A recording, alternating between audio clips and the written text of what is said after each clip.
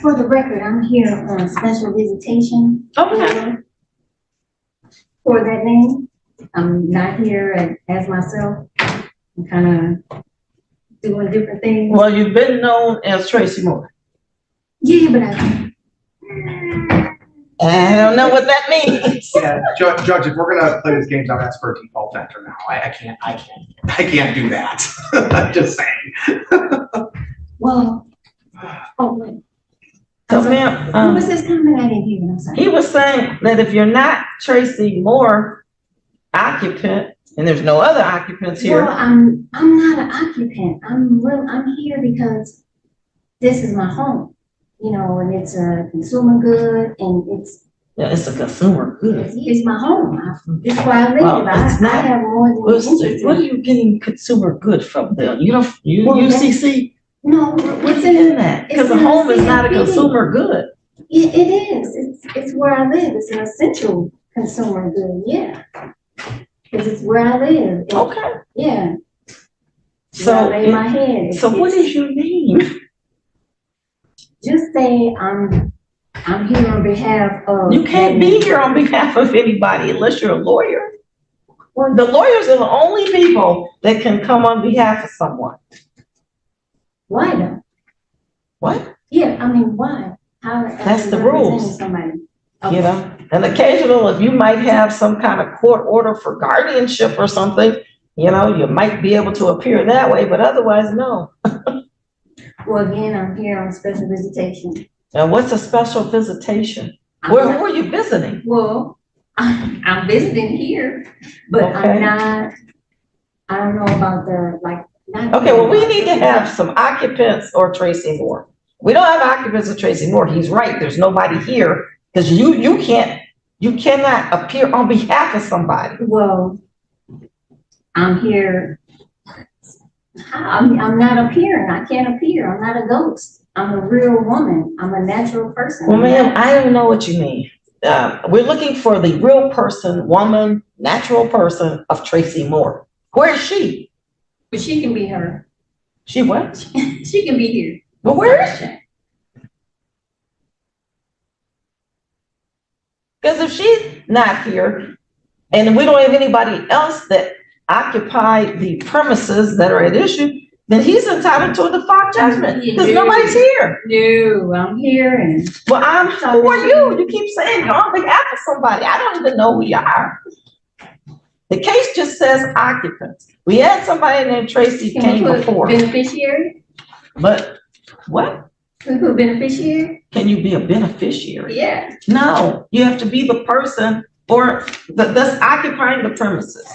It's got to be somebody that's inside living in the premises here. And nobody's here. Well, I am. Except the lawyer. I'm living. Yeah, There you go. but who are you? I'll tell you that I can be Tracy. You tell me you can't. Yeah, I can. I'll be Tracy for today. Are you Tracy for this purposes? Tracy Moore. Sure. Thank you. Sure. All right, Tracy Moore. Okay. Occupant. Fantastic. Your Honor, this has to do with a foreclosure of residential real property located at 19710 West 13 Mile, apartment 206 in the city of Beverly Hills within this court's jurisdiction. There was a foreclosure sale that commenced on January 10th. This case was subsequently filed for possession of the property because the redemptive amount was not tendered to HP Foreclosure Solution, redeeming the property. Okay, hold on, Mr. Callahan. I have received from the person stating for the purposes of this hearing to be Tracy Moore, I don't know what this is, a notice of payment of $153,749.97. It's clear on the face that it's not a check. It was not tendered. When I asked the young lady standing next to me if that amount was paid, she stated that no amount was paid. Because what is it that she gave you? I don't know. It's a notice of payment under as defined by 12 CFR section 229.2 sub U, which is a non-negotiable instrument apparently, but it's not a check. So no money has been tendered. Okay. There's a series of IRS filings that are not applicable to anything at all. I don't know if that was filed with the court, but the crux of this is that the reduction was not paid, was not tendered to my client. My client has title vested 100%, and they're seeking possession at this point. Was there a dispute as to this? Yeah, it's a dispute. It's my home. Okay, well, I'm in there. what is your dispute? Where is the contract that I have with them, with HP? I'm not a tenant. I've been there for 8 years. I have invested, more than invested interest in the home. It was foreclosed unlawfully. And I'm in the process of filing a court case on this. I know I'm behind schedule on this. I don't know what the schedule for that is. I Yeah. can say this, though, that I do have a sheriff's deed. It seems to me, Your Honor, that the lady standing to my right is trying to challenge the foreclosure, and that time period has well passed, and this is not the court to do Yeah, that. that we're in the wrong court. No, we're not, Your Honor. Yeah, because I'm not a tenant. I'm a Okay, owner. well, that's just the characterization of landlord and tenant. But it's There's for no anybody contract. that's in premises where they don't have the right to possess them. They can come here. And the right to possess is based upon who has the deed, basically. And in this case, they're saying they got a sheriff's deed because the property was properly, they claim properly foreclosed upon. No, it was If not. you're challenging the foreclosure, I don't know what you're claiming that's wrong with the foreclosure. Well, the note was separated from the mortgage, number one, and you can't do that. Okay. And Your That's- Honor, That's against the law. when you purchase a home, there is a promissory note and there's a deed that is provided. Those are two separate and distinct things. We are not discussing that. We are discussing whether or not my client has the legal right to possession of this property, and that there is no defense. There is a difference. Well, ma'am, you say probate- you filed another case about to But- quiet this title because you believe something was wrong with Oh, it. yeah, no, I don't believe, I have proof. I have So where's the other case pending? that's what I was trying to get down there to file that, I just haven't made it. But I will be there this week for sure. Because right now, all I have is what they provided to me. And I didn't send you a copy of what I had sent them when I tendered the payment and they sent it back. But ma'am, I don't know what you mean by payment. He says it wasn't a check. What was it? Okay, it was a negotiable instrument that could have been used as a check, but it was. Well, what was behind it? What kind of negotiable instrument? Well, it was connected to the treasury. Your Honor, may I approach? The treasury? Like the US Treasury? It were the Michigan treasury, not the big one. I would ask, is this what you're? Yeah, Your paper? no, it's part of it. I'm holding in my hand a document that said this is a non-cash item, not a check on the top. And may I approach, Your Honor, so you can take a look? This is what we're discussing. Okay.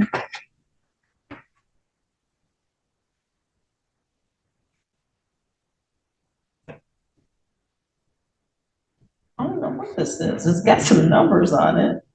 It's not drawn from a bank. It's not a check. It was gonna be drawn. from- Payable through Tracy Moore and done in good faith. That's her address. It says it's paid to HP Foreclosure.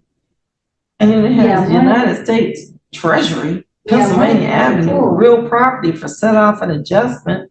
And is signed by Miss Moore without recourse. It says void where prohibited, non-cash item per 12 CFR subsection 229.2 U1, 2, and 4. And it says here, this is a non-cash item as defined by that section I just said of CFR and issued according to 12 CFR 229.2 K3 and 4. Non-cash item is an item that would otherwise be a check, except that a passbook, certification, or other document is attached or is accompanied by special instructions as a request for special advice on payment or dishonor, or it has not been pre-printed pre-printed or post-encoded in magnetic ink with the routing number of the paying bank. I believe, in other words, it's a piece of paper. It's not. A negotiable demand draft by the U.S. Treasury, a demand draft drawn on the state government or unit of general local government that's not payable through a bank. Okay, I mean, you just, I don't know what this is, but you said that no money accompanied this. So, and this was, I don't know when it was dated, June 10th. Mm-hmm. It was within the time period. But they held it and then. Well, let me ask you they this. sent it back. Where were they supposed to cash this? Well, they would have sent everything to the treasury. It was all the original was everything. All they had to do was just send it to the treasury. And the treasury has $153,749.97 that belongs to you, that then they were just gonna pay to them. Yes. Okay. I don't see how that could happen. Well, we wouldn't know because they sent it back. Because we can't, my client can't do anything with that. Well, when I called, why didn't they say that? They held it for 2 weeks. They don't And need to then- do anything with that. It's not a payment. If there was a payment, they would have to accept that payment. There was no payment.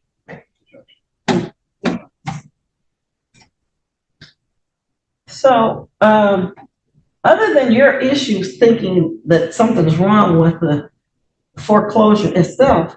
Oh yeah, if I had a securitization audit done, Okay. and it shows it, and Well, ma'am, in the I guess my question is this. If I'm gonna have a trial, which is what today's date was originally scheduled for, I just see some real question of fact here. I'm not exactly seeing it. I got a sheriff's deed, and I know it's a redemption period of 6 months. You got this, which is, to my knowledge, not any type of cash item. And I don't see how where they would take it to even try to remit or cash it. I mean, it's like I don't know where you got it from, but it says the document has a background in micro printing, and there's an artificial watermark on the reverse side. I have no idea where you got this and how they were supposed to cash it.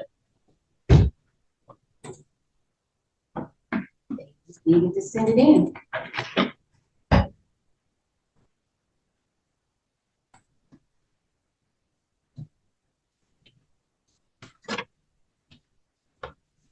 And I would like to know how do they have title if I'm living in the home? I thought 9/10 of it was possession. I don't know what that means either.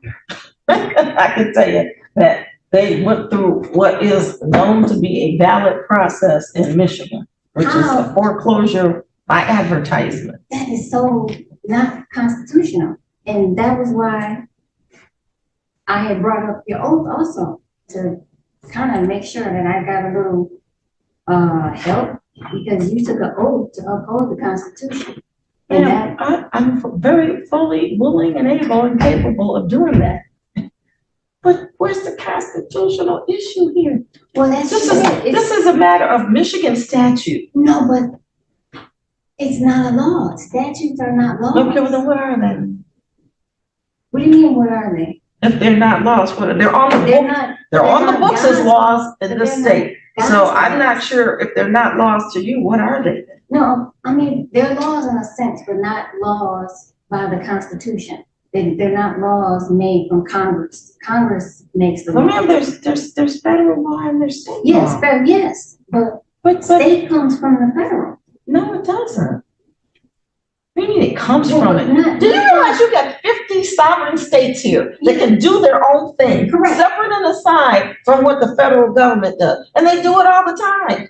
All the time. What they can't do is something that is a constitutional violation of their state constitution or the federal constitution. I don't see what this is a violation Wait, who? of a constitution. Just to foreclose on property when the bill hasn't been paid. But it was foreclosed unlawfully from Huntington. They didn't have a right to foreclose. They separated the note. And that's a known fact. They never recorded the note. They recorded the mortgage. And you're not supposed to do that. That's what part of the affidavit said on the man, the gentleman that did the audit for me. That is not lawful. Your Honor, if that's the case, there was plenty of time to challenge that in the circuit court. This is not the forum for that. The time has lapsed for that to be challenged. No, it's fraud. It's always a challenge in fraud. You know, I've got some case law somewhere on the fact that, you know, the time to challenge these kinds of things in the foreclosure would be during the time that you have redemption. It would be at the circuit court. I mean, at this point, the redemption period is over, but if there's something that went wrong with it, the circuit court could rule on it, but you don't even have a case there. Or I will. I'm working on it. Well, you know, ordinarily, I mean, this would be the trial date, but I just don't see where the issue of fact is that will require us to actually have a trial in this instance. What I'm asking, can you give us a trial date, please? This is the trial date. Oh, okay, I just misunderstood you. Yeah, this is the trial date. And of course, I'd have them call witnesses if I thought it was necessary, but I don't see where it's necessary. I mean, all the documentation he has looks good, and you don't have any documentation that says this is not good, except for your statements that you believe are accurate. And if you wanted to file something, you have plenty of time to file something, Ms. Moore, to challenge this in the proper court. This court just says, was there a proper foreclosure? You know, did they follow? There's just a process. There's procedures, you know. When they file it, they have to give certain notice, do certain things, give a redemption time. They still didn't do that properly. Well, what didn't they do? Well, they were supposed to have served me, and they didn't. They Served you or what? Served me on the first paperwork. They were sticking stuff on. So you say it was never noticed in any kind of way? It wasn't tacked? No, I'm not saying never, but I wasn't personally served. You don't have to be personally served if they can't find you personally. They have alternate means to tack and do things. They didn't really. But still, this. Did you want to this add case- something to that? No, Your Honor, I'm just asking for a judgment to issue provided until December 7th for all occupants of the residential real property at 19710 West 13 Mile, apartment 206. You know,